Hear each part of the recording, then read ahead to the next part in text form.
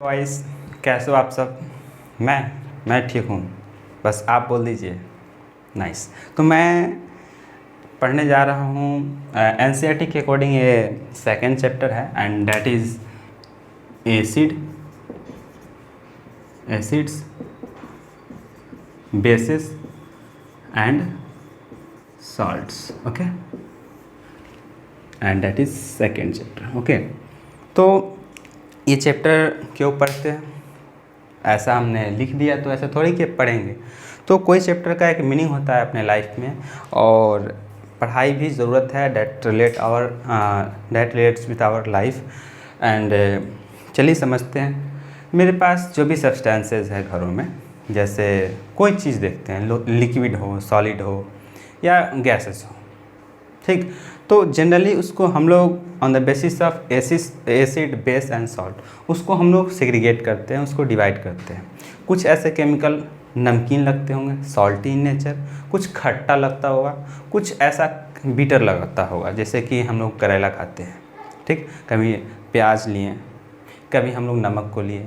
सो हमारे पास जितने भी सब्सटेंसेस है घरों में, उसको डिवाइड कर देते हैं एसिड्स बेसिस एंड सॉल्ट में, बिकॉज ये तीनों के तीनों चीज़ हम लोग को बहुत ही ज़्यादा यूज़ में आते हैं, ठीक।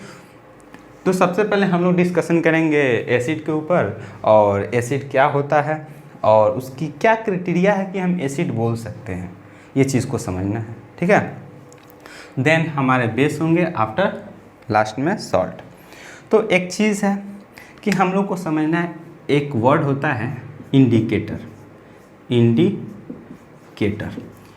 देखो ये जो वर्ड है इंडिकेटर, एक वर्ड इंडिकेट से बनता है, इंडिकेट से बनता है, यानी कि एनीथिंग दैट्स इंडिकेट अस, वो क्या है इंडिकेटर। जैसे हमारे घरों में इलेक्ट्रिक सर्किट होते हैं, उसमें रेड कलर का उसमें एक लाइटिंग आती है, उसको हम लोग क्या बोलते हैं, इंडिकेटर। और वो क्या करता है, जैसे जलता है तो लगता है हाँ इलेक्ट्रिसिटी हमारे सर्किट में है, हमारे रूम में इलेक्ट्रिसिटी है। सो यहाँ पे क्या है कि ये इंडिकेटर इंडिकेट करेगा कि ये एसिड है, बेस है या सॉल्ट है। ओके, तो सबसे पहले कौन कौन से इंडिकेटर होंगे, हमारे पास केमिकल्स हैं, वो केमिकल्स इंडिकेट करते हैं। कैसे करते हैं उसको मैं बताऊँगा। जैसे कि मेरे पास एक केमिकल है जिसको बोलते हैं मिथाइल ऑरेंज,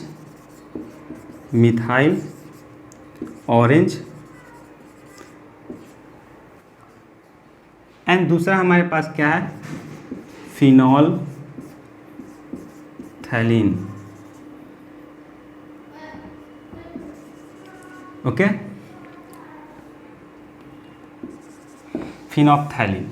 अब यहाँ देखना है कि ये इंडिकेटर कैसे हो सकता है, हाउ दिस पॉसिबल, ठीक है। तो ये चीज़ को समझेंगे हम लोग जब, तो ऐसा होगा कि देखो हमारे पास दो तरह के जनरली बिहेवियर शो करेगा। जैसे मिथाइल है, अगर सपोज़ कि हम कुछ नहीं जानते हैं, लेकिन पहले हम लोग क्या होता है प्रूफ करते हैं, फिर हम लोग को पता चलता है कि हाँ प्रूफ किया हुआ चीज़ सही है कि गलत। जैसे कि ये लोग अब पहले से स्टेटमेंट दिए हुए हैं कि मिथाइल ऑरेंज को अगर एसिड के साथ हम लोग पुट करेंगे तो क्या आएगा, रेड आएगा, और बेस के साथ अगर डालें तो येलो आएगा, ठीक है। ऐसा प्रूवन है। तो ये चीज़ को हम लोग अपने नॉर्मल लाइफ में थोड़ा सा अप्लाई कर लें। तो कोई भी केमिकल अगर आए, अगर मिथाइल ऑरेंज है, कोई सब्सटेंस S1 है, दूसरा S2 है, अगर इसकी कलर मिथाइल ऑरेंज के साथ अगर आ जाए रेड, तो हम लोग क्या समझेंगे कि ये एसिड है। ओके, अगर मिथाइल ऑरेंज के साथ में ये सब्सटेंस अगर कलर देता है कैसा, येलो, तो हम लोग क्या समझेंगे कि ये है बेस, ठीक। अगर सब्सटेंस S1 मिथाइल ऑरेंज के साथ कलर नहीं देता है, कौन सा कलर, अगर कोई कलर नहीं देता है, सपोज कि कोई कलर नहीं दिया, तो समझना क्या है, ये है सॉल्ट। चाहे इसको यहाँ पर लिख दो बीचों बीच सॉल्ट। एसिड होगा तो रेड देगा, बेस होगा तो येलो। अगर ये दोनों नहीं होगा तो तीसरा क्या होगा, सॉल्ट होगा। इन जनरल, ठीक है।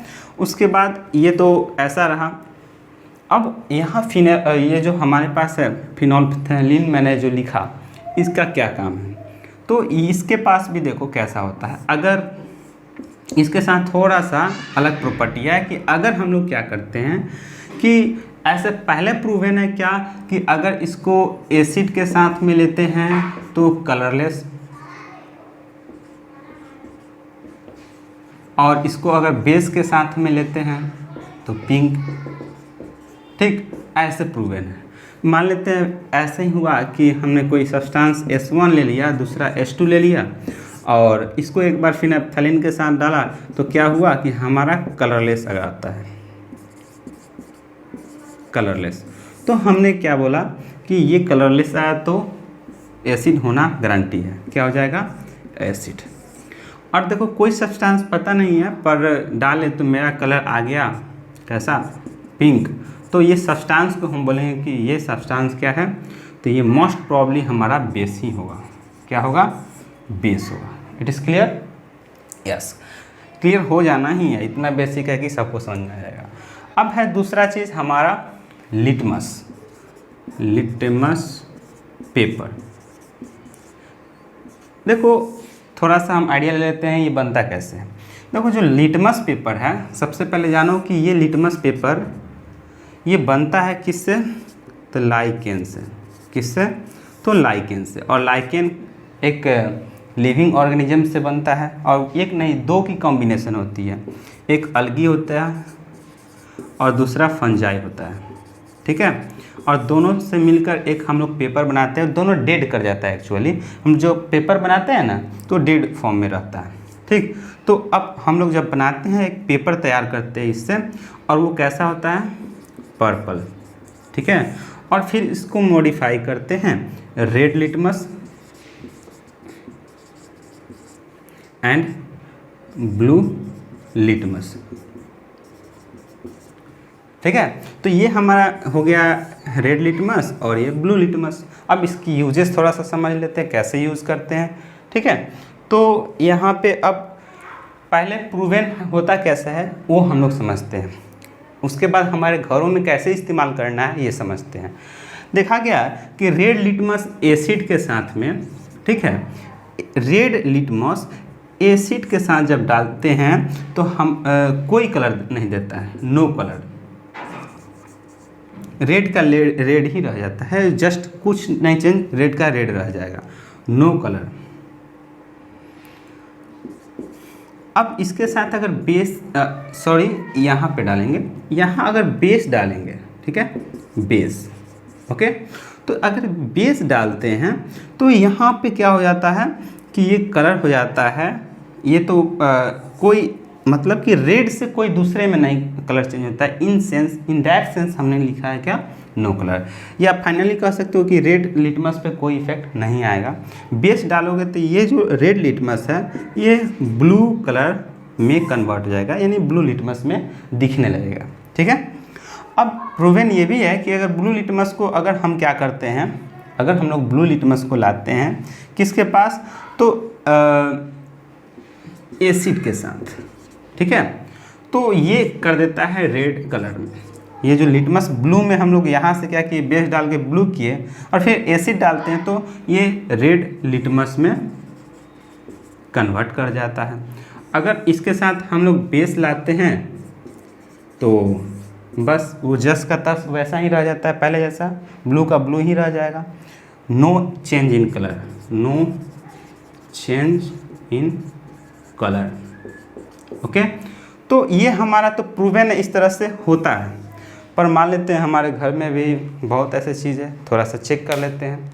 तो कुछ ऐसे चीज़ हैं, अगर वहाँ पे मान लो कि हम क्या करते हैं, सब्सटेंस एस है, यहाँ पे लिटमस लेकर गए, एक मेरे पास पेपर है और रेड है और उसको मैंने बोला रेड लिटमस। अगर ये सब्सटेंस एस के साथ रेड लिटमस लाते हैं, अगर वो ब्लू में कन्वर्ट कर जाता है तो यहाँ पर इस सब्सटेंस को हम बोलेंगे क्या, ये बेस है, ठीक है। भले ही यहाँ पहले क्या है, नो कलर यहाँ पे है, कलरलेस है, यानी फिनोप्थेलिन का केस था। सपोज यहाँ पर अगर कन्फ्यूजन हो रही हो तो मैं क्या करता हूँ कि यहाँ से हटा देता हूँ, एक पर्टिकुलर एग्जांपल दे देता हूँ। चलो एक साइड में, ठीक, तो मैं क्या करूँ, पूरा बोर्ड तो कवर हो गया। सपोज़ यहाँ पे सबसे बेस्ट है। तो अगर मान लेते हैं कोई सब्सटेंस एस है और रेड लिटमस हम लोग लाएं, अपने घर ही में है कोई रेड सब्सटेंस, सॉरी ये एस सब्सटेंस S1 है और रेड लिटमस मैंने लाया, तो अगर हम डालें ठीक इसको साथ में, तो फाइनली क्या कंक्लूजन आया कि अगर कोई सब्सटेंस ये रेड लिटमस के साथ में डाले हैं, अगर ये ब्लू में जाता है तो ये सब्सटेंस को समझना क्या है, बेस है। अगर ये ब्लू में नहीं जाता है, रेड का रेड रह जाता है, तो समझना क्या है कि वो क्या हो सकता है, तो सेम ही पहले जैसा, और वो एसिड, क्योंकि एसिड के साथ में तो कोई कलर चेंज नहीं करता है, ठीक है। ऐसा यहाँ पे हमने समझा अभी भी। अगर सब्सटेंस रेड लिटमस के साथ में ब्लू देता है, इसके मतलब वो बेस है, क्या है, बेस है। अगर हम लोग सब्सटेंस S2 है, अगर ब्लू के साथ में डालते हैं, अगर ये कलर दे देता है हमारा रेड, तो हम क्या समझेंगे इसको, इस सब्सटेंस को एसिड, ओके, जैसे अभी मैंने समझा है यहाँ पे, ठीक, इसके अकॉर्डिंग यहाँ पे। जैसे कि सब्सटेंस रेड कौन देता है, रेड लिटमस में बदल जाता है, तो ये जो यहाँ ब्लू था रेड में, तो एसिड, तो ये substance acid.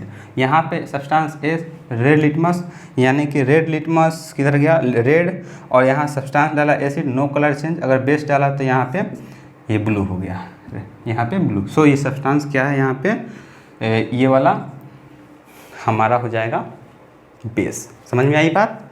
And finally thank you for watching video again.